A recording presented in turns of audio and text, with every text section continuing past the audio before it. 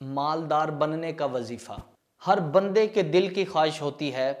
जब वो लोगों को देखता है कि यार मेरे पास भी गाड़ी हो, यार मेरे पास भी पैसा हो, यार मेरे पास भी बंगला हो, जब वो लोगों को देखता है तो वो ये हसरत करता है कि यार काश मेरे पास भी ये चीज़ें होती, यार काश मेरे पास भी ये घर होता, यार काश मेरे पास भी ये कोठी होती।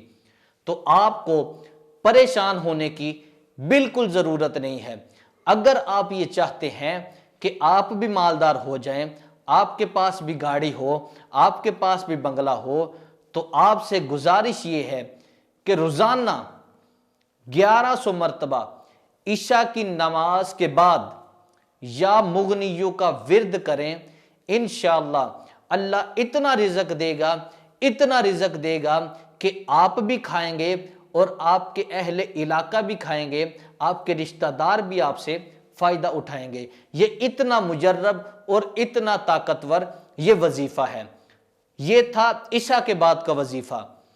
दूसरे नंबर पर आपने हर नमाज के बाद सूरत अलम नशरह ये 3 मरतबा पढ़नी है और सूरत कुरैश लिईलाफी कुरैश ये वाली सूरत आपने 3 मरतबा पढ़नी है हर नमाज के बाद।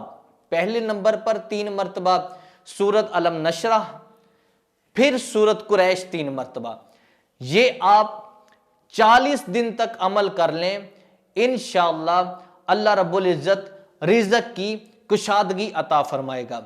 और अगर कोई औरत ये वजीफ़ा करना चाहती है और उसके वजीफे के दौरान अगर उसके मेंसेस का मसला आ जाता है तो वो नागे के दिन जो हैं, वो दिन जो छूटते हैं, वो छोड़कर जब वो पाक हो उसके बाद वो ये इस अमल को लाजमी बना ले, यकीनी बना ले।